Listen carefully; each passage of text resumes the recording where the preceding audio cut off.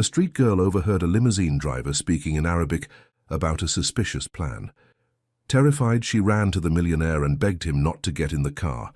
He almost ignored it, but something she said made him stop and changed everything. Before listening to this incredible story, don't forget to subscribe to the channel for more exciting tales. The morning sun was already beating down on the asphalt when Chiara woke up that Friday. As usual, she styled her curly hair into a makeshift bun and put on the only unripped t-shirt she owned. On the other side of the small room, her grandmother Helena was already preparing weak coffee in the old aluminum coffee maker. "Good morning, my little eagle," said Helena, with that accent she had never abandoned even after decades living in Brazil. Her eyes, deep and dark like ripe olives, held stories that her voice rarely told in full. Chiara smiled in response, adjusting her holey socks before putting on her worn-out sneakers. She knew she needed to bring something home today. The bills were overdue, and the rent for her small apartment on the outskirts of the capital was due in 3 days. "I'm going to look for bottle caps today, Grandma. Near that big building, you know. There are a lot of rich people there who throw them away without even realizing it," she explained, while swallowing a piece of stale bread. Helena made a gesture with her hand, as if shooing away an imaginary fly. "Be careful with the eyes of others. Not everyone who smiles is a friend, nor is everyone who frowns an enemy." It was one of the many sayings Helena repeated, the result of a life marked by upheavals in her homeland before fleeing to Brazil. Chiara knew that her grandmother carried invisible scars. As a war refugee, Helena had arrived in the country with little more than falsified documents and a baby in her arms. Chiara's mother, who later disappeared after a troubled relationship, leaving the girl in her grandmother's care. "I'm always alert, Grandma, just like you taught me," Chiara replied, kissing the old woman's wrinkled face. And indeed she was. At 12 years old, she possessed a keen perception, a legacy of Helena's teachings, who had passed on to her not only words of caution, but also the Arabic language and stories of survival. Learning the language began as a game when Chiara was only 5 years old. "So we never forget who we are," Helena would say, while teaching her granddaughter the winding letters and guttural sounds that made up her mother tongue. "Knowledge is the only thing that no one can steal from you." With a cloth bag slung over her shoulder and determination in her eyes, Chiara set off for her daily collection. Hopping between the potholes of the broken sidewalks, she left behind the neighborhood of low buildings and makeshift tenements, heading towards the upscale part of the city, where mirrored glass office buildings reflected the sky and concealed fortunes. The destination was always the same: the outskirts of the Allianz Tower, an imposing 50-story skyscraper that housed one of the country's largest technology companies. There, executives and employees discarded cans and bottles with caps that were valuable to those who made a living collecting recyclables. Chiara knew the best times and places to go. She knew when nearby restaurants took out their trash and when employees left for lunch, leaving behind disposable containers. But that morning, something different caught her attention. While rummaging under a Mercedes parked in the shade, male voices reached her ears. It wasn't the heavily accented Portuguese she was used to hearing, but Arabic, the very language Helena had insisted on teaching her, even when Chiara questioned its practical usefulness. "Nakhtabi hatta yadkhul, thumma najlibuhu abr al-nafaq." The words floated toward her like fragments of a puzzle. "Hide when he enters.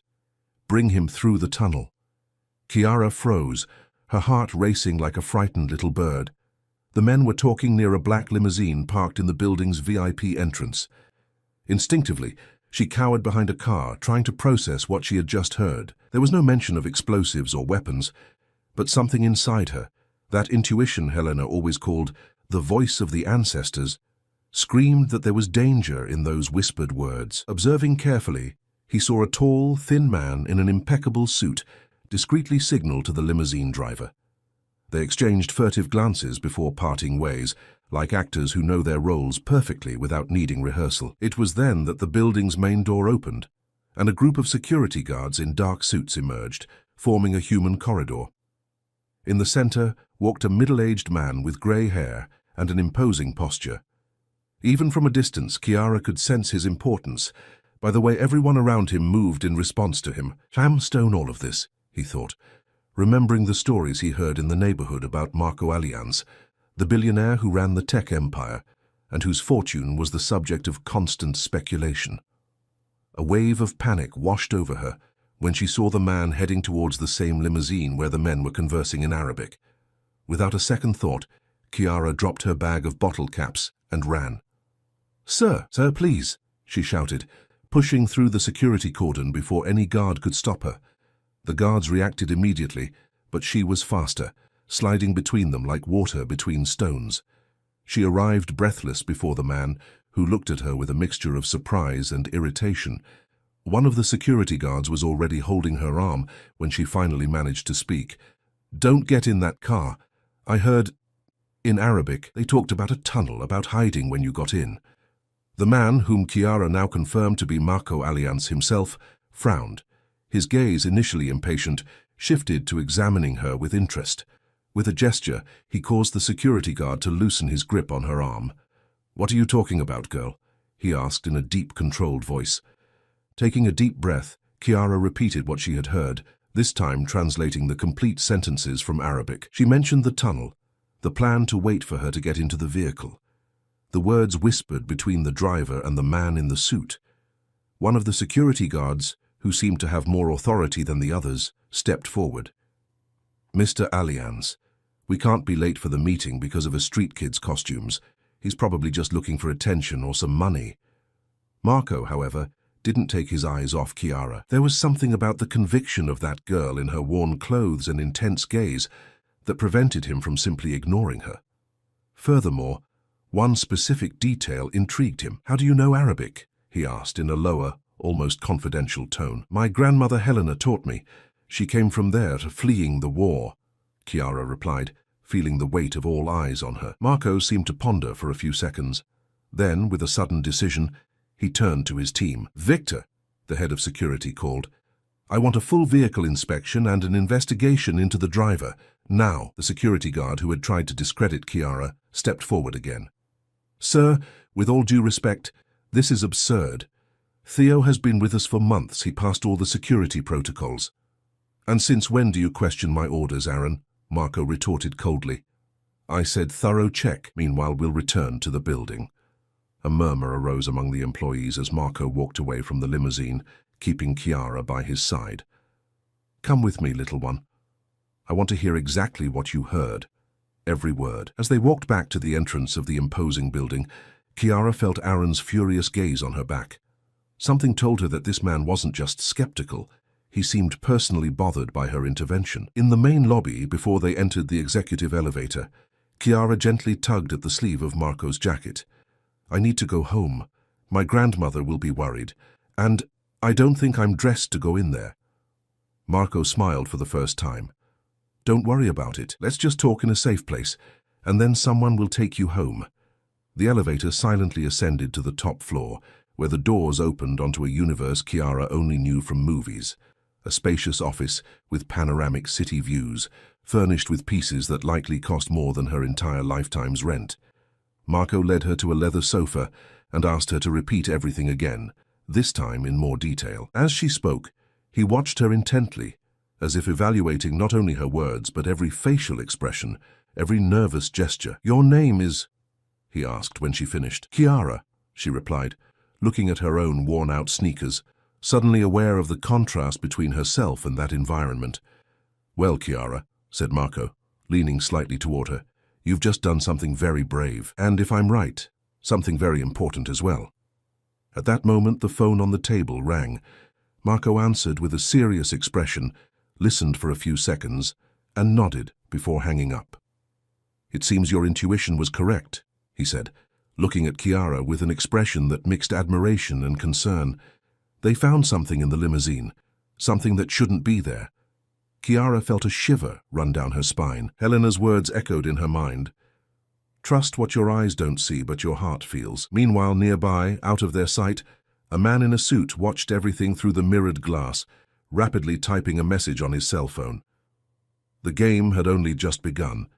While Marco made calls in his office, Chiara remained seated on the leather sofa, feeling out of place in that luxurious setting. Her eyes wandered over the details of the room, the abstract paintings on the walls, the awards for business excellence, the photographs of Marco with important personalities.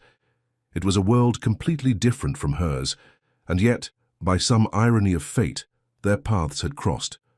"You must be hungry," Marco said, hanging up the phone. He pressed a button on his desk, and minutes later, a young secretary entered, carrying a tray with sandwiches, fruit, and a glass of juice. Chiara hesitated before accepting the food. Helena always said that accepting gifts from strangers created invisible debts. But her stomach won out, and soon she was devouring a sandwich while Marco continued organizing what seemed to be an investigation. "Victor is checking the security cameras and the driver's history," Marco explained, noticing the girl's curious interest. "What they found in the limousine was a kit with substances that could render me unconscious, hidden under the seat." The girl swallowed hard. It wasn't just her grandmother's paranoia. Something sinister was really happening. "Who would do that? Why?" she asked, her small voice echoing in the spacious office. Marco sighed, running a hand through his grey hair. "I have many competitors, people who would like access to my projects, to my contracts. This wouldn't be the first attack against me or my company." At that moment, the office door opened, and Victor entered, accompanied by a middle-aged woman with brown hair tied in a severe bun and a sharp gaze behind thin-rimmed glasses. "Mr. Alliance, this is Olivia from the Digital Security Department. She found something you need to see," Victor announced, his expression more worried than before.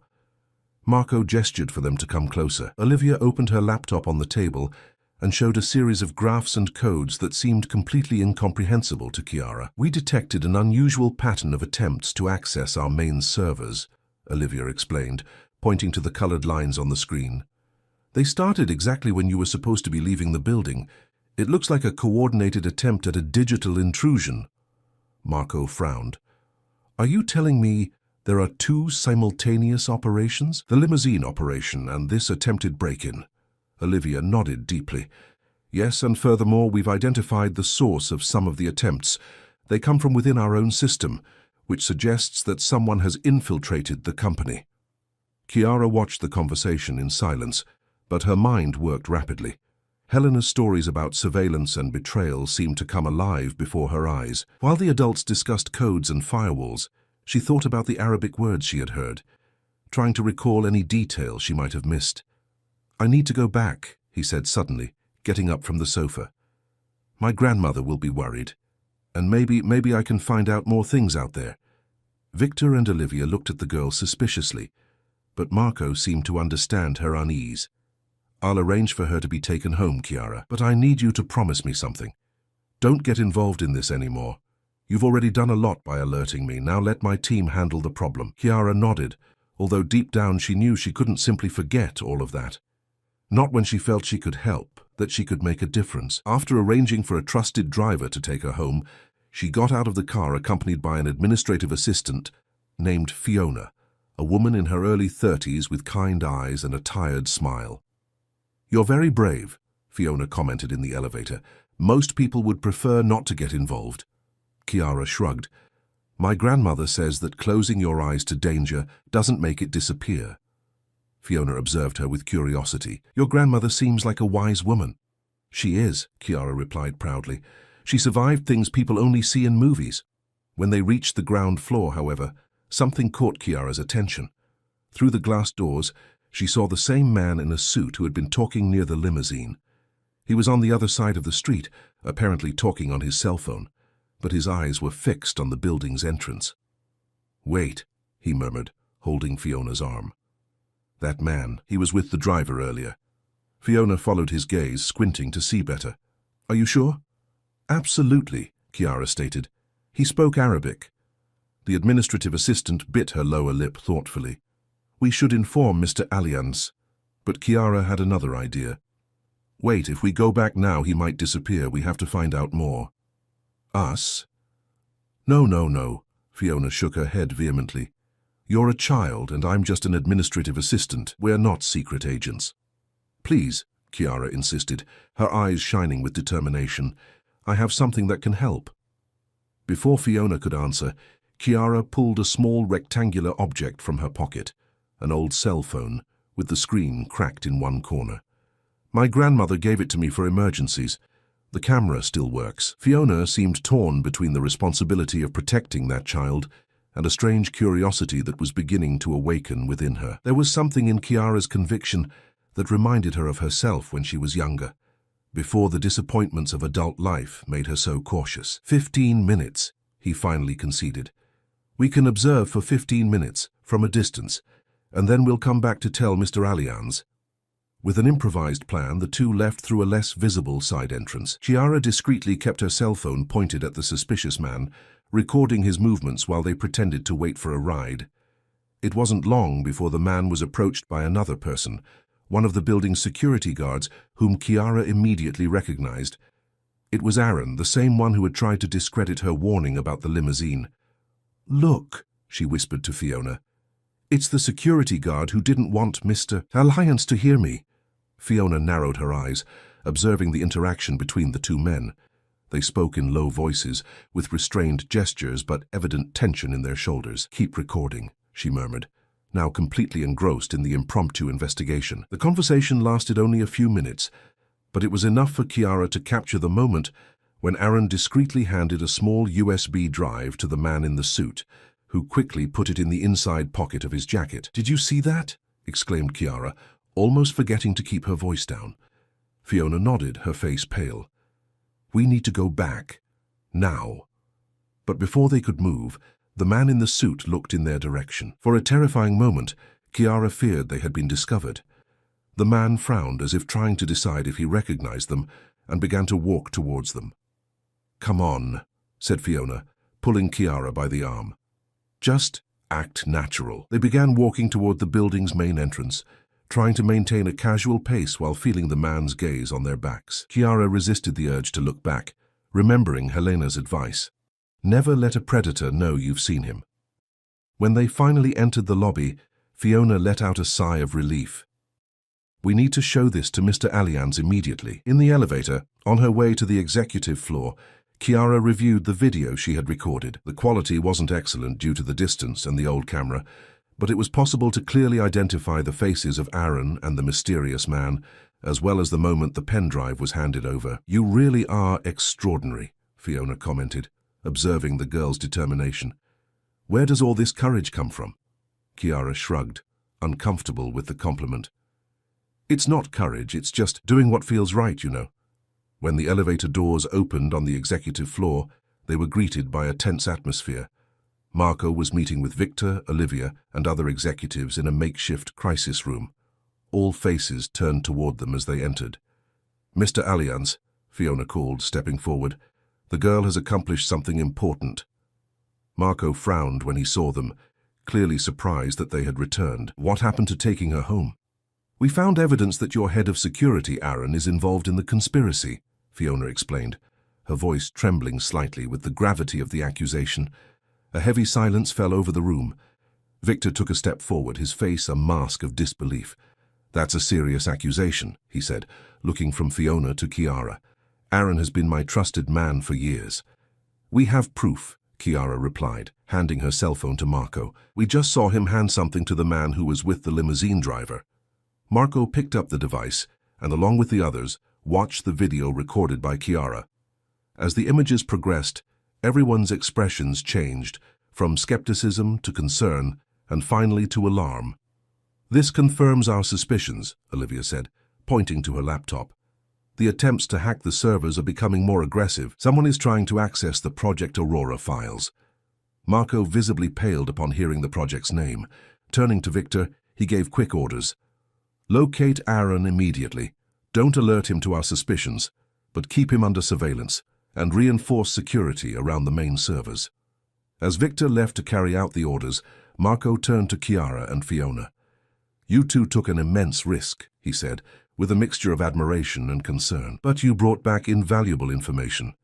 Project Aurora is the most important work of my life, an artificial intelligence system that could revolutionize how we interact with technology. If it fell into the wrong hands," he didn't finish the sentence, but its weight hung in the air. Chiara could sense the gravity of the situation, even though she didn't fully understand the technical implications. "What can we do to help?" Fiona asked, surprising herself with her own boldness. Marco looked at both of them for a long moment, as if assessing their abilities. "You've already done a lot," he finally replied.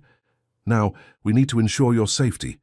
If Aaron is really involved in this, and he saw you collecting evidence—" A chill ran down Kiara's spine as she realized the implication. She and Fiona could be in danger. "I can't go back home now," she said, thinking of Helena. "What if they find out where I live? My grandmother would be in danger too." Marco nodded gravely.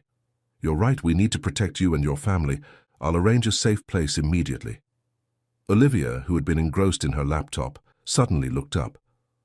"Mr. Alliance, we have a new situation.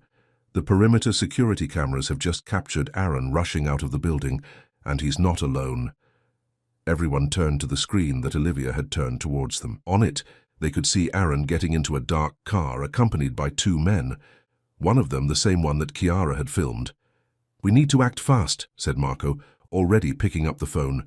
They realized they've been found out. While he was making urgent calls, Kiara felt her own cell phone vibrate in her pocket. It was a message from Helena. "Where are you, girl? It's getting dark." "I'm worried." With a heavy heart, Kiara realized that her grandmother had no idea of the whirlwind she had gotten herself into, and now the danger she faced could reach the only family she had left. "I need to let my grandmother know," she said, looking at Fiona with pleading eyes. Fiona squeezed her hand in a comforting gesture. "We'll take care of this. Your grandmother will be safe, I promise." But while the adults moved around her, planning containment and protection strategies, Kiara couldn't shake the feeling that this was only the beginning. The conspiracy seemed much bigger and more complex than she had initially imagined, and now she was at the center of it all. On the other side of the city, unaware of the approaching danger, Helena stood before the window of her small apartment, watching the sky begin to darken. An unsettling premonition overwhelmed her, that same intuition that had saved her so many times in the past. Something was wrong. Her granddaughter needed her. Helena set her cup of mint tea down on the worn table when the phone rang for the third time. The old device, which rarely received calls, seemed strangely menacing in the silence of the small apartment. With cautious movements, she answered, her accent more pronounced with anxiety. "Hello? Who's speaking?" On the other end of the line, Kiara's voice sounded distant and hurried. "Grandma, it's me. Listen carefully. I don't have much time to explain." Helena felt her heart race. She recognized that tone. It was the same one she herself had used decades ago, when she had to flee her country with only a few hours' notice. "What happened, girl? Where are you?" "I'm safe, Grandma, but I need you to do something for me. Take your bag with the important documents, the one you always keep ready, remember? And go to Mrs. Viola's house. Stay there until I contact you again." The elderly woman gripped the phone tightly. That bag was her escape kit, something she'd kept since wartime. Passports, some savings, essential medications, and irreplaceable photographs. A habit Kiara had always found excessive, until that moment. "What did you do, Kiara?" A brief silence on the other end of the line, then, "I did what you taught me, Grandma. I paid attention. I saw something wrong, and I didn't stay quiet." Helena closed her eyes for a moment, a mixture of pride and terror invading her chest. "Is someone coming after you, after us?" "Maybe. It's just a precaution, but it's best not to risk it. Please, Grandma, go now. Mrs. Viola already knows you're leaving. Someone trustworthy will come to pick you up soon." Before Helena could ask any more questions, the call ended. With the efficiency of someone who had already lived through emergency situations, the elderly woman went to the closet and retrieved a faded canvas bag. She quickly checked its contents, added her charged cell phone and a small photo album she kept on her bedside table, and left, locking the door behind her. As she descended the stairs of the old building, Helena couldn't help but think about the irony of the situation. She had fled her country to give her family a peaceful life, only to see the past repeat itself in some mysterious way through her granddaughter. At the Alliance Tower, Marco was organizing a crisis team in his private meeting room. Kiara sat between Fiona and Olivia, still holding her cell phone after her call with her grandmother. "She'll be fine," Fiona assured her, noticing the girl's distressed expression. "We sent one of our most trusted security guards to discreetly monitor her grandmother's building." Marco, who was reviewing some documents with Victor, turned his attention to Kiara. "Your grandmother is Helena Muller, am I right? A Lebanese refugee who arrived in Brazil approximately 30 years ago?" Kiara looked at him in surprise. "How do you know that?" An enigmatic smile appeared on Marco's face. "We have access to certain records. Besides, her name isn't unfamiliar to me, although I can't pinpoint where from." Before they could delve deeper into the conversation, Olivia interrupted them urgently. "We have news about Project Aurora. The latest intrusion attempt managed to bypass 2 security levels. They are getting dangerously close to the core of the system." Marco frowned. "How is that possible? Our protocols are supposed to be impenetrable." "Someone with high-level access is helping," Olivia replied, typing frantically on her laptop. "They're using valid credentials to get through the system. It can only be someone from the company's inner circle." The atmosphere in the room grew even more tense.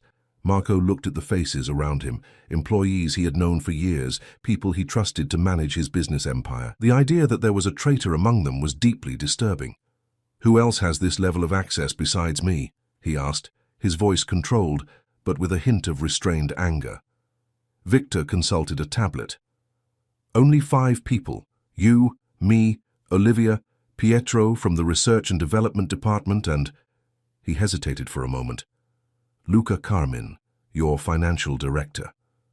Marco placed his hands on the table, absorbing the information. "I want them both here immediately. Pietro and Luca, without raising any suspicion." As Victor left to carry out the order, Chiara watched everything with fascination and apprehension.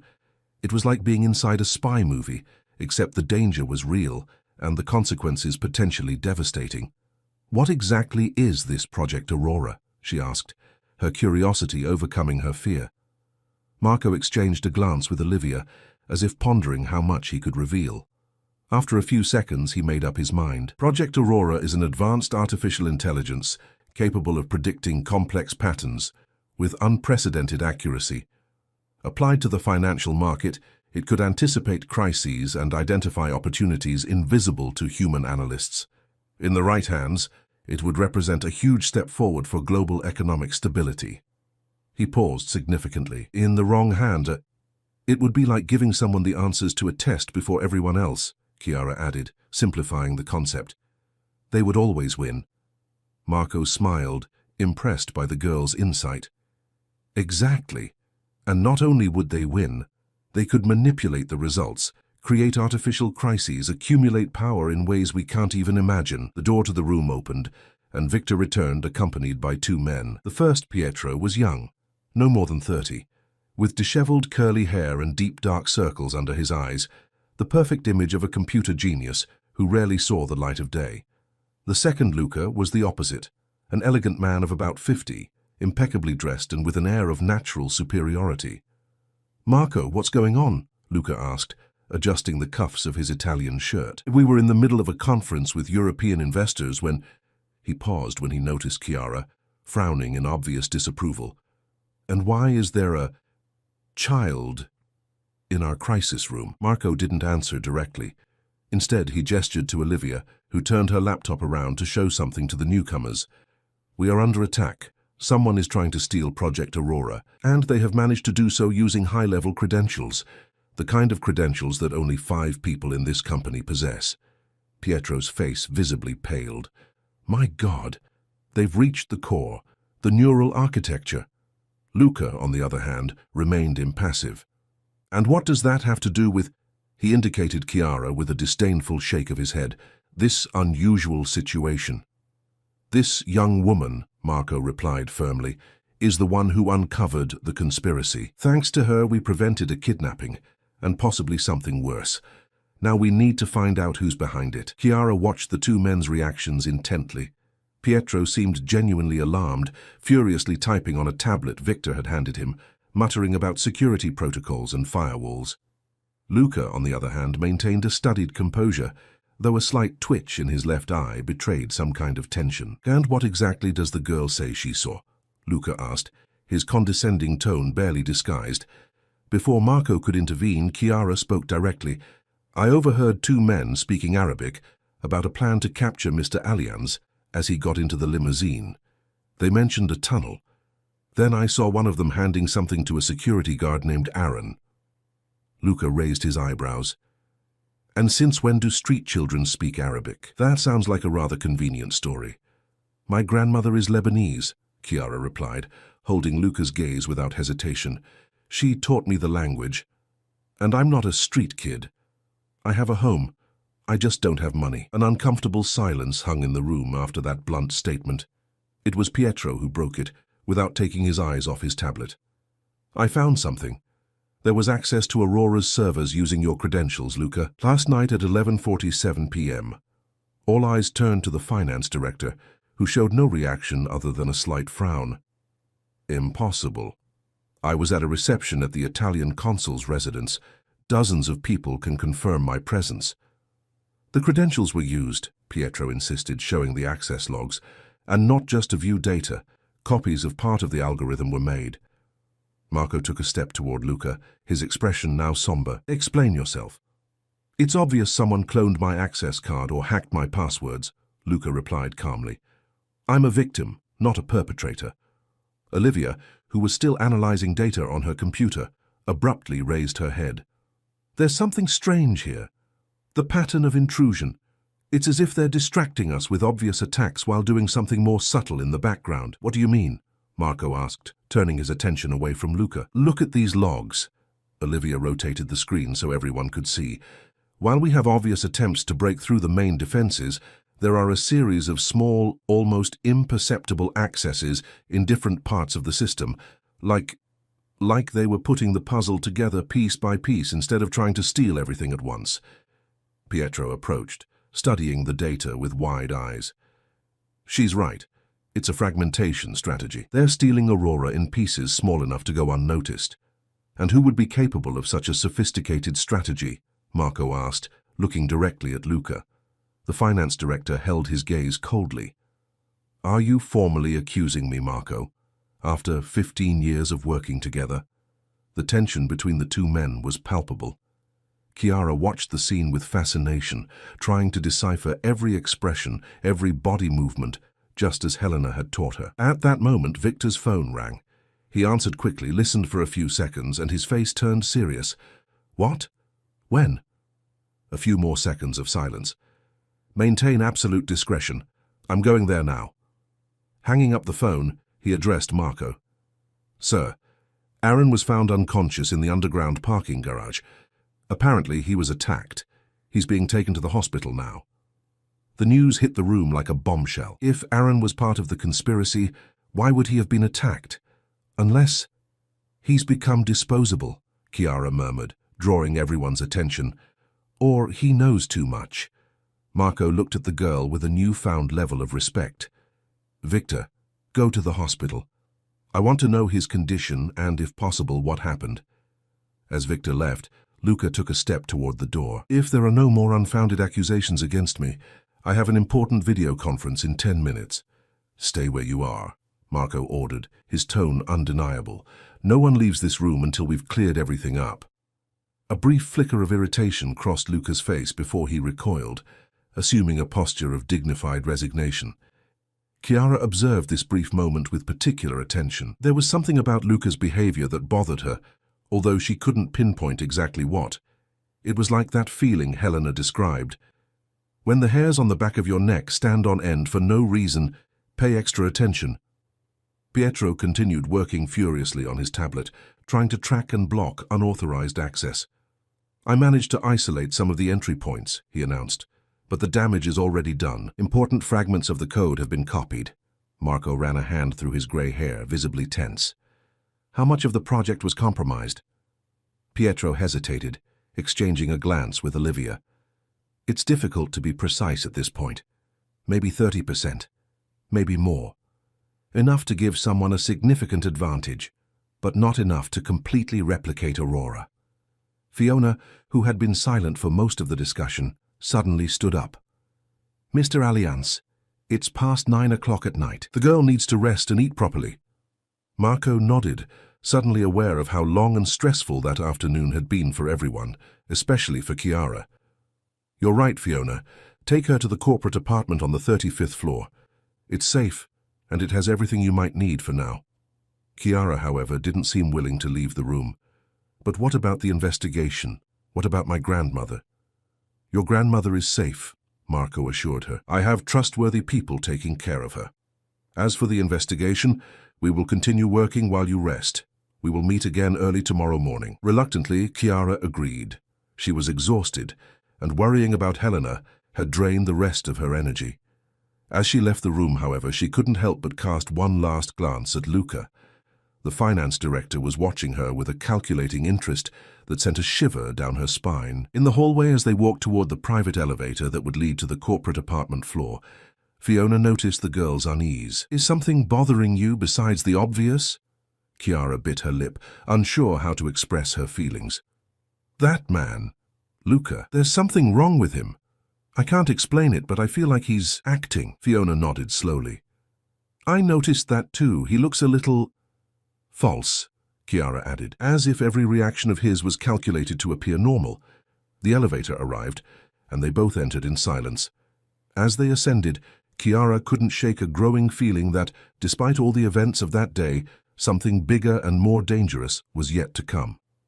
On the 35th floor, the corporate apartment was a study in minimalist elegance, spacious with panoramic city views and decorated in neutral tones that conveyed sophistication. For Chiara, accustomed to the cramped and simple apartment she shared with Helena, it was like entering another world.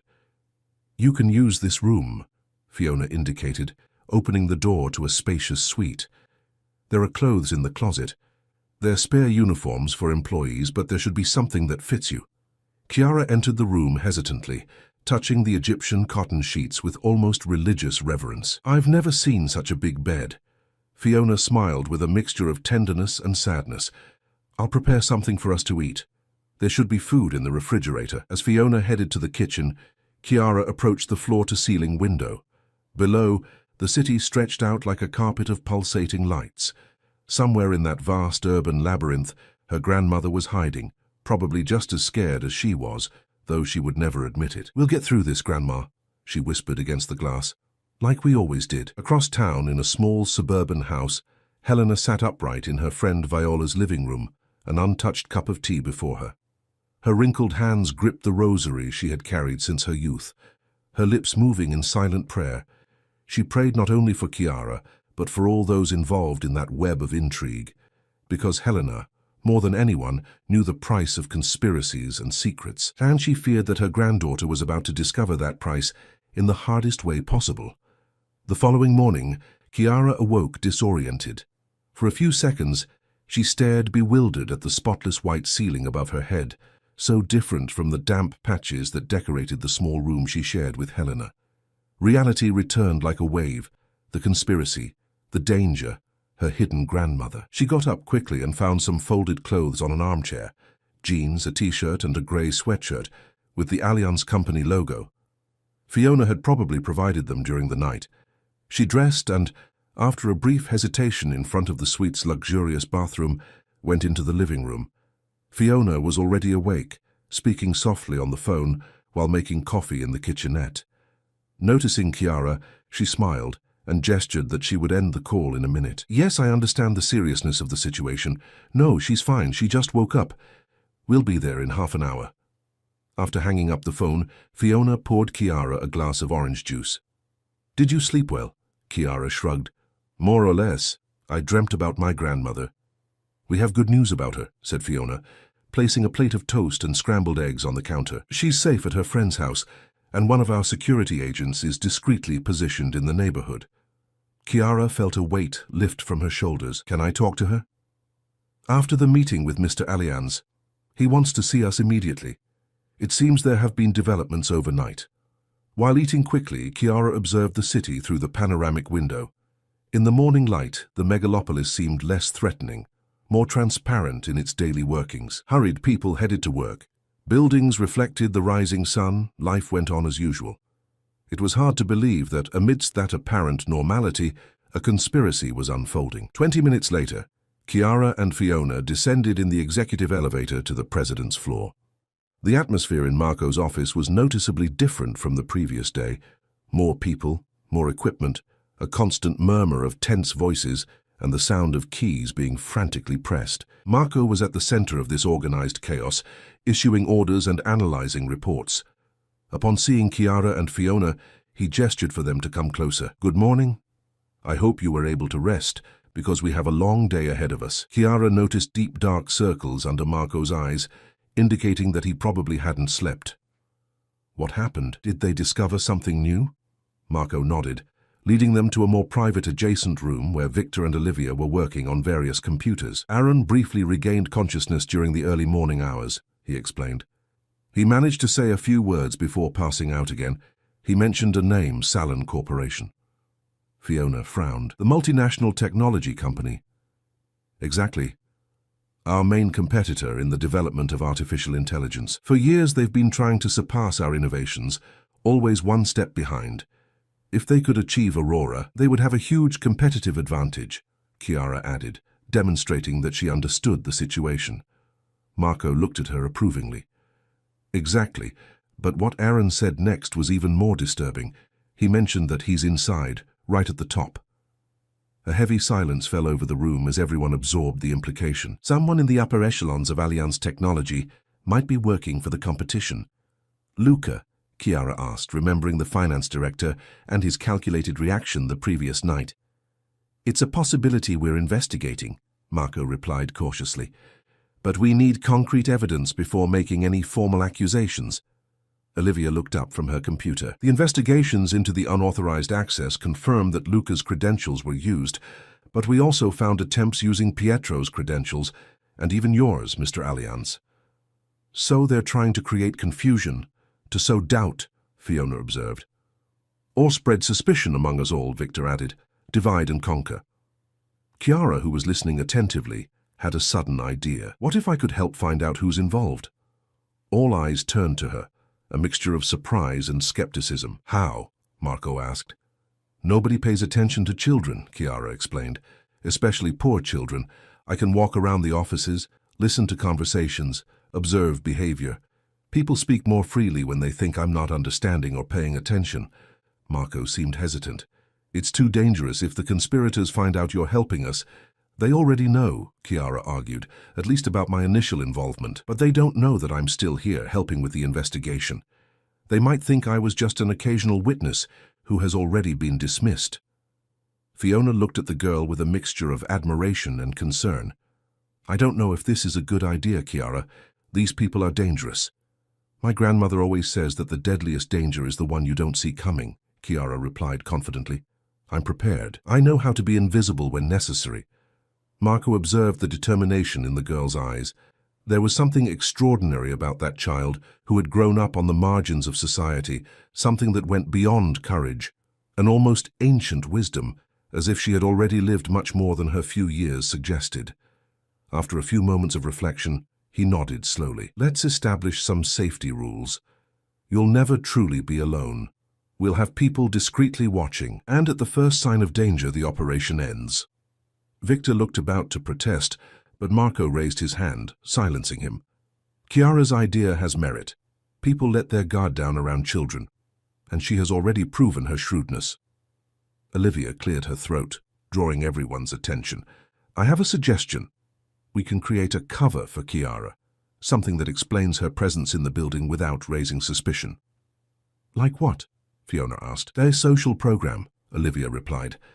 The Allianz Foundation has several initiatives for young people from disadvantaged communities. We could say that Chiara is participating in a corporate immersion day, learning about how the company works. Marco agreed. Excellent idea. This will give her the freedom to move around different departments without arousing suspicion. The plan was quickly devised. Chiara would be officially introduced as a participant in an Allianz Foundation mentorship program. Fiona would be assigned as her chaperone, leading her on a guided tour of the company's various departments. In reality, they would be observing suspicious behavior and gathering information. Remember, Marco instructed as they prepared, we're dealing with intelligent and possibly desperate people. Keep your eyes and ears open, but don't take unnecessary risks. Chiara nodded, feeling a mixture of excitement and apprehension. It was like those spy games she used to invent with the few children who were friends in the neighborhood, except now the consequences were real. Before leaving, however, she had another idea. Can I talk to my grandmother now? She might have some advice. She's been through similar situations. Marco agreed, and Fiona handed Chiara a secure phone. Stepping aside to a corner of the room, she dialed Viola's home number. Helena answered on the first ring, as if she were sitting next to the phone, waiting. "Chiara, is that you, girl?" The grandmother's familiar voice finally brought forth the tears Chiara had been holding back. "Yes, Grandma, it's me. Are you all right?" "I'm fine, don't worry about me," Helena replied firmly. "Viola is treating me like a queen. The important thing is you. What a mess you've gotten yourself into, huh?" Chiara briefly explained the situation, omitting the most alarming details so as not to worry her grandmother. Helena listened in silence, and when her granddaughter finished, she sighed deeply. "I've seen this movie before, girl. Powerful people fighting each other, using any means necessary to win. The innocent always get caught in the crossfire. I'm being careful, Grandma, I promise, and Mr. Allianz is protecting us." Helena made a skeptical sound. "Powerful men protect their own interests first, remember that. But if you say he's trustworthy, I'll believe you for now." There was a brief silence, and then Helena spoke again, her voice lower and more intense.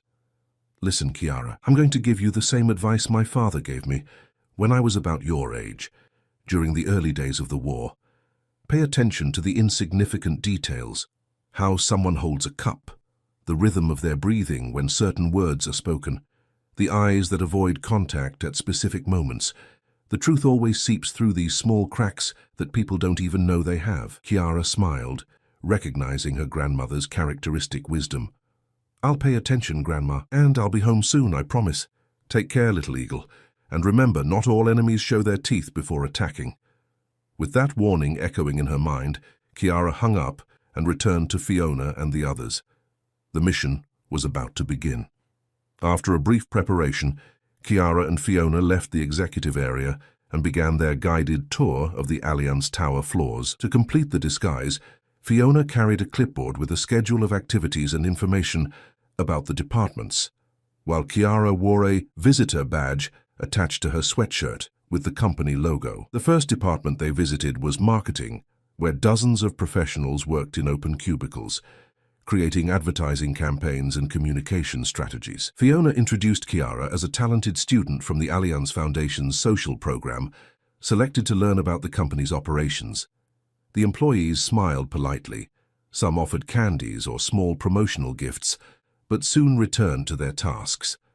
While Fiona chatted with the department director, Chiara discreetly wandered between the workstations, observing conversations, notes on post-it notes, behaviors. Nothing seemed out of the ordinary, until her gaze caught a detail. At one of the more secluded desks, a woman of about 40 years old was nervously talking on the phone, covering her mouth with her hand to muffle the conversation. Feigning interest in a nearby poster, Chiara moved close enough to overhear fragments of the conversation. "I can't talk now. Yes, I'm aware of the seriousness. No, he doesn't suspect anything yet." The woman noticed Chiara's proximity and immediately ended the call, giving her an irritated look. Chiara smiled innocently and pointed to the poster. "That drawing is really cool. Did you make it?" The woman visibly relaxed at the childish question. "No, dear, it was the graphic design team 2 floors below." Nodding as if the information were fascinating, Chiara stepped away, memorizing the name on the workstation. Anna Ollins, Corporate Communications Manager. When she met with Fiona again, she discreetly whispered to her about the suspicious conversation. Fiona made a discreet note on her clipboard and led Chiara to the next department.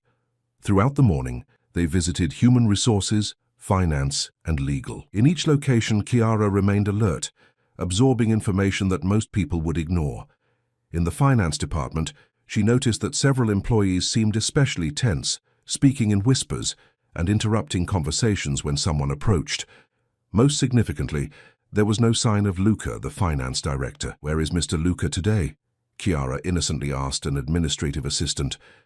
The woman seemed momentarily uncomfortable. "Director Carmen is in a very important meeting outside the office. He shouldn't be back until tomorrow." Fiona and Chiara exchanged meaningful glances. This information would be vital for Marco. At lunchtime, they headed to the executive restaurant on the 25th floor. While helping themselves at the buffet, Chiara spotted Pietro, the young computer genius she had met the previous day. Unlike the other executives who were clustered around tables chatting animatedly, Pietro sat alone, engrossed in his tablet, as he distractedly rummaged through a salad. "Can we sit with that man?" Chiara asked Fiona. "He seems lonely." Fiona hesitated briefly but agreed. They approached Pietro's table, who looked up in surprise when Fiona asked permission to join him. "Ah, of course," she replied, pushing some papers aside to make room. Then she recognized Chiara. "You're the girl from yesterday." "We're giving a guided tour of the company," Fiona explained quickly. "It's part of the Foundation's social program." Pietro nodded, though his gaze showed he didn't fully believe the explanation. "How has your experience been so far?" he asked Chiara. "Interesting. People here seem very busy, especially in the finance department. Everyone is super stressed." Pietro smiled slightly. "It doesn't surprise me. When there are problems, finance is always the first to feel the impact." "What kind of problems?" Chiara asked, maintaining a casual tone. The young computer scientist glanced discreetly around before answering. "Let's just say the project we were working on suffered a setback, and that has serious financial implications," Fiona interjected, trying to extract more information without seeming obvious. "I heard that Director Carmen is in an external meeting today." Pietro raised his eyebrows. "Really? Funny, because I could swear I saw him in the underground security lab about an hour ago." This information caused Chiara and Fiona to exchange an alarmed look. Why lie about Luca's whereabouts? The conversation was interrupted by the arrival of a tall, thin man at the table, the same man Chiara had seen talking to Aaron in the video she had recorded. "Pietro, we need to review the new safety protocols," he said, completely ignoring Chiara and Fiona's presence. Then, as if only then noticing them, he added coldly, "Sorry for interrupting." Pietro seemed uncomfortable. "Alan, these are Fiona and Chiara. They're giving you a guided tour of the company." Alan looked at Chiara with a disturbing intensity. For a terrifying moment, she feared he would recognize her from the previous day. But his face remained impassive. "Delighted," he said without any tone suggesting sincerity. "Pietro, I'm waiting for you in room 2507. Don't be long." With that, he walked away quickly. "Who is he?" Chiara asked, trying to keep her voice casual despite her racing heart. "Alan Lyman, Deputy Director of Information Security," Pietro replied, already gathering his belongings. "Don't be bothered by his coldness. He's like that with everyone." He hesitated briefly before adding, "Listen, perhaps you should conclude this visit earlier today. The atmosphere isn't very welcoming." With that, Pietro stepped away, leaving Chiara and Fiona alone at the table, processing the new information. Alan Lyman, the man in the video, held a high-level position in the company's security, an alarming fact in itself. And Luca Carmen, supposedly in an external meeting, had been seen in the underground security lab. "We need to inform Mr. Alliance," Fiona murmured, discreetly picking up the phone. Chiara, however, was already thinking about the next step. "Before that, we need to find out what Luca is doing underground." Fiona looked at her with alarm. "Don't even think about it. It's too risky." "It's riskier to let them complete whatever they're planning," Chiara argued. "Remember what Mr. Alliance said? We're dealing with desperate people, and desperate people make mistakes." Fiona seemed torn between her duty to protect Chiara and the logic of her argument. Finally, she let out a resigned sigh. "Let's inform Marco first. Then if he approves, we can investigate the subsoil, but together and with security support." Chiara agreed, although in her mind she was already formulating an alternative plan. Her grandmother always said that sometimes asking for forgiveness was more effective than asking for permission. While Fiona was on the phone with Marco, Chiara watched the restaurant, studying the faces of the executives who were happily having lunch, unaware of the storm brewing within the company. How many of them were involved? How many were innocent? And more importantly, who, besides Luca and Alan, was at the center of the conspiracy? The answer, she suspected, was hidden several floors below, in the underground laboratories of the Allianz Tower. Marco's decision was swift and definitive. "Absolutely not. It's far too dangerous for you two to approach the underground security lab right now." His voice, through the secure phone Fiona was holding, left no room for argument. Chiara bit her lip in frustration as Fiona relayed the new instructions. Return immediately to the executive floor and personally report all findings. The administrative assistant hung up the phone and put it in her bag with a relieved sigh. "Come on, Chiara. Mr. Allianz is sending Victor to escort us back." They left the executive restaurant and headed towards the elevators. While they waited, Chiara noticed unusual activity near the door leading to the emergency stairs. Maintenance workers carrying large boxes of equipment to the basement.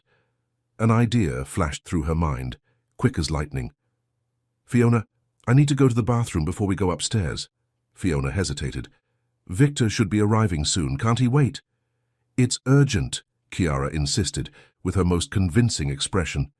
"It'll only take 2 minutes, I promise. The women's restroom is right over there." Reluctantly, Fiona agreed. "Okay, but be quick. I'll be waiting right here." Chiara nodded and walked toward the women's restroom. As soon as she turned the corner, however, she abruptly changed direction, making her way silently to the emergency stairwell door. One of the maintenance workers was holding it open while the others descended with the equipment. With her heart pounding, she waited for the opportune moment. When the last employee passed through the door and the first turned to follow the group, Chiara slipped through the opening, quick and silent as a cat. The man didn't notice her presence, too busy with the logistics of transporting heavy equipment. On the concrete staircase, Chiara could hear the voices of the employees a few flights below. She followed them at a safe distance, her footsteps muffled by their heavy boots. 2 floors below, a sign read, "Level S3 Security Laboratories Restricted Access." The employees used a magnetic card to open the security door, and Chiara waited, hidden in the stairwell. When the door began to close automatically, she ran, sliding through the opening at the last possible second. He found himself in a white, aseptic corridor, very different from the upper floors decorated with wood and contemporary art. It looked more like a hospital or government research center, with fluorescent lights and numbered armored doors. The employees had disappeared into one of the rooms, and Chiara could hear the muffled sound of their voices. Moving cautiously, she examined the corridor. At the end of it, a larger room with glass walls housed servers and sophisticated equipment. Inside, 2 figures were conversing with energetic gestures. Chiara approached slowly, keeping close to the wall. From a safe distance, she recognized the people she was talking to. Luca Carmen and Alan Limon, the 2 main suspects in the conspiracy. The room wasn't completely soundproof, and fragments of the conversation reached her. "Time is running out. The transfer needs to be completed today. Aurora is still incomplete. We need the rest of the code. Salon is impatient. The payment has already been made." Luca seemed agitated, running his hand through his impeccably combed hair in an unusual gesture for his normally controlled persona. Alan, on the other hand, maintained his usual composure, but his clenched fists betrayed tension. Chiara needed to record that conversation somehow. She patted her pockets, searching for the old cell phone she had used the previous day, but remembered she had left it in the office apartment. Looking around, she noticed a control panel near the server room door. There was a small digital display showing the lab's security cameras. A risky idea formed in her mind. She approached the panel, trying to decipher how it worked. It seemed simple. A menu of security options, including manual recording. If she could activate that function without being noticed.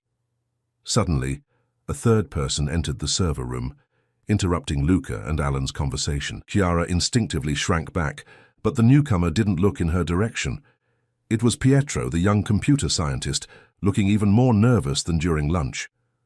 "We need to talk," he said to Luca, loud enough for Chiara to hear clearly. "Right now." Luca made an annoyed gesture. "We're in the middle of something important."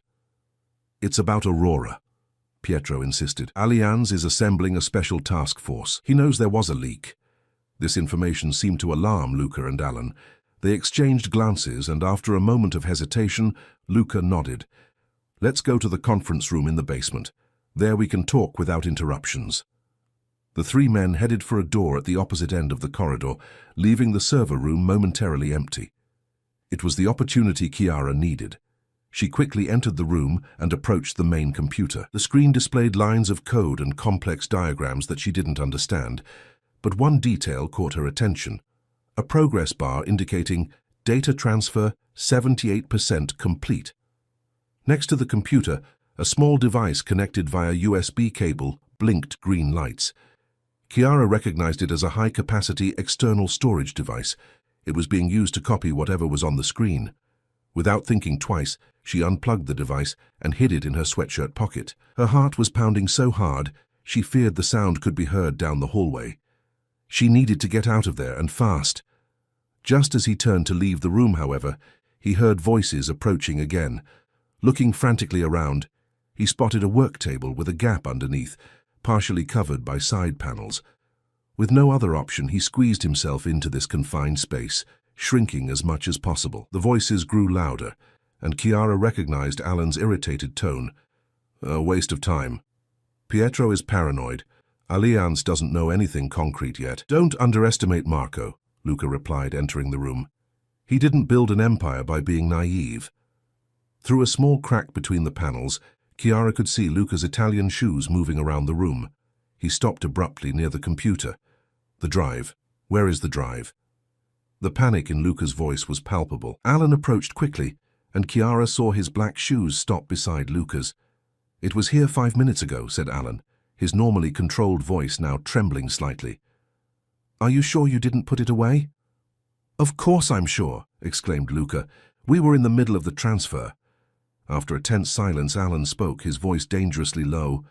Someone was here. Chiara felt a shiver run down her spine. She held her breath as the two men began to search the room, opening drawers and checking the equipment.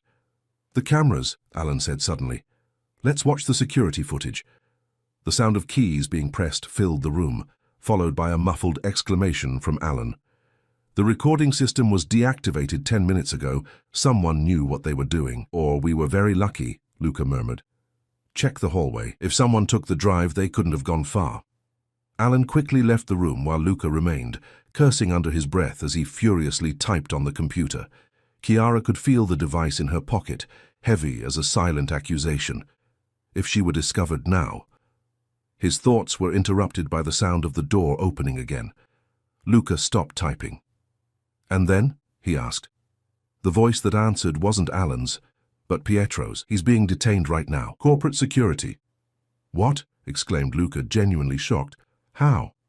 The girl, Pietro replied, his voice trembling. The girl you ignored. She and the administrative assistant notified Allianz about suspicious activity. They'd been watching Alan since lunch. A heavy silence fell over the room. Chiara could feel the tension growing in the air, almost tangible. And what about me? Luca finally asked. There are no arrest warrants yet, Pietro replied. But it won't be long. We need to act now, Luca. The original plan is compromised. Luca let out a heavy sigh. The drive with the partial transfer has disappeared. Someone was here in the last few minutes and took it. This changes everything, said Pietro, his voice now firmer. We need to implement the contingency plan immediately. Are you sure? It's risky and will expose us all. We have no choice, Pietro insisted. A coordinated attack on the main servers is our only chance now. Once the system is compromised, nobody will care about a lost drive. Chiara felt her blood run cold. The plan was more complex and dangerous than they had imagined. And what was worse, Pietro, who seemed to be helping with the investigation, was actually part of the conspiracy. All right, Luca agreed after a few seconds of reflection. Activate the Delta sequence. That should create enough chaos to give us cover. And what about the girl? The witness? Pietro asked. Luca made a dismissive gesture with his hand. A secondary concern now. She's probably locked away in some executive office far away from here. If only he knew how wrong he was, Chiara thought, barely able to contain her breath, which was ragged with fear. I'm going to the control center to start the sequence, said Pietro, heading towards the door. And I need to erase any trace of our involvement before security gets here, Luca replied. We'll meet at the extraction point in 30 minutes. The door closed, and Chiara heard Luca moving around the room, typing on different terminals, probably eliminating evidence.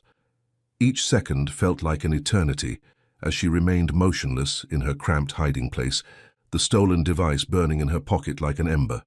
Finally, after what seemed like hours, Luca left the room. Chiara waited a few seconds to make sure he had really left, then emerged from her hiding place, her muscles aching from being in an uncomfortable position for so long. I needed to warn Marco immediately. The attack on the servers, the so-called Delta sequence, could be starting at that very moment. But how could I get out of the basement without being seen? The emergency stairs were certainly being monitored now. She looked around, searching for inspiration. Her eyes landed on a ventilation duct in the ceiling, large enough for someone as small as her. Helena used to say that, in desperate situations, the most improbable solutions became viable. Dragging a chair under the duct opening, Chiara climbed up and tested the metal grate. It was held in place by screws, but not very tightly. Using a pen she found on the table, she managed to loosen them enough to remove the grate. With considerable effort, he hoisted himself into the ventilation duct. The space was cramped but navigable for someone his size. He began to crawl, guiding himself by the distant sound of air conditioning equipment. The ventilation system was a metal labyrinth with bifurcations and intersections that left her disoriented. Trying to remain calm, Chiara reasoned if she followed the airflow, she would eventually reach an exit. After several minutes of slow, claustrophobic progression, she heard muffled voices coming from a grate below. Approaching carefully, she could see part of a conference room. Marco was there, surrounded by Victor, Olivia, and several other executives. They all seemed tense, staring at computer screens and speaking rapidly. "Mr. Allianz," he tried to shout, but his voice was muffled by the surrounding metal. No one in the room seemed to notice. Frustrated, Chiara banged on the metal railing with her hand. This time, some heads turned upwards, confused. "Up here!" he shouted even louder. "In the ventilation duct!" Victor was the first to identify the source of the sound. "There's someone in the ducts!" he exclaimed, already reaching for his weapon. "It's me, Chiara!" she shouted, pressing her face against the railing to be seen. The shock was visible on the faces below. Marco approached quickly, while Victor climbed onto a chair to reach the railing. "Good heavens, girl, how did you end up there?" Marco asked, his voice a mixture of relief and disbelief. "Long story," Chiara replied as Victor removed the grate. "But I have important information. And this." As soon as she was helped down from the duct, she showed the storage device she had stolen. They were transferring data from Aurora to do this. It's part of their plan. Marco carefully picked up the device, examining it briefly before handing it to Olivia. "Analyze it immediately. See what they managed to copy." Turning to Chiara, her tone became more serious. "Where's Fiona? You two should have come back together." A weight of guilt hit Chiara in the chest. In the adrenaline of the moment, she had completely forgotten that she had left Fiona waiting on the 25th floor. "I separated from her. I said I was going to the bathroom, but I went to investigate the basement alone." Marco frowned, clearly disappointed by his recklessness. "Victor, locate Fiona immediately." As Victor left to carry out the order, Chiara quickly explained everything she had seen and heard in the security lab, the conversation between Luca and Alan, Pietro's arrival and the revelation that he was also part of the conspiracy, and finally the contingency plan called Delta Sequence. "They're going to attack the main servers," he concluded. Pietro said he would create enough chaos to provide cover for their escape. Olivia, who was analyzing the device's contents, raised her head in alarm. "It's already started. We're suffering a massive intrusion across all systems. Servers are crashing one after another." As if to confirm his words, the lights in the room flickered, and the computer screens displayed error messages. "Backup system," Marco ordered. "Initiate isolation protocols now." The room transformed into a crisis command center, with Olivia coordinating the digital defense, while other executives received constant updates on the situation in different departments of the building. "Locate Luca and Pietro," Marco ordered, "and increase security at all exits of the building. No one enters or leaves without a thorough check." Victor returned at that moment, his face tense. "Sir, we haven't been able to locate Fiona. The cameras on the 25th floor show her waiting in the elevators, and then nothing. She simply disappears from view." A heavy silence fell over the room. Chiara felt her heart clench. What if something had happened to Fiona because of her? "They got her," he murmured, guilt growing in his chest. "They must have realized I was missing and figured she'd know where to find me." Marco placed a hand on her shoulder, his gaze steady but not accusatory. "Don't blame yourself. No one could have predicted this. Now we need to focus on finding her and stopping the conspirators before it's too late." The lights flickered again, and this time several monitors went completely dark. An IT technician rushed into the room. "Mr. Allianz, The building's security systems are being compromised. Doors, elevators, cameras, they're taking control of everything. Marco remained calm, even in the face of the escalating crisis. Ghost protocol, he ordered. Isolate the core of the Aurora on disconnected physical servers and locate Luca and Pietro immediately. While the team scrambled to contain the crisis, Chiara stood in the center of the room, the weight of the situation finally sinking in. Her small act of disobedience had triggered a chain of events that now threatened the entire company, and worse, put Fiona in danger. Marco's determined gaze met Chiara's. "I have a plan," he said, typing a sequence on his cell phone. "Aurora Alpha System. My personal password." Immediately the lights stabilized. A subtle smile appeared on Marco's face. "A hidden system that only I know about. We've just regained control." The monitors lit up, displaying a map of the building with 3 moving red dots. "Luca, Pietro, and Fiona!" exclaimed Chiara, pointing to the third point. "Basement 3, trying to access the emergency tunnel," confirmed Victor, already mobilizing the team. 15 minutes later, the doors to the room opened. Victor entered, accompanied by security guards who were escorting the handcuffed conspirators and a visibly shaken but unharmed Fiona. "They held me hostage to ensure their escape," she explained, hugging Chiara tightly.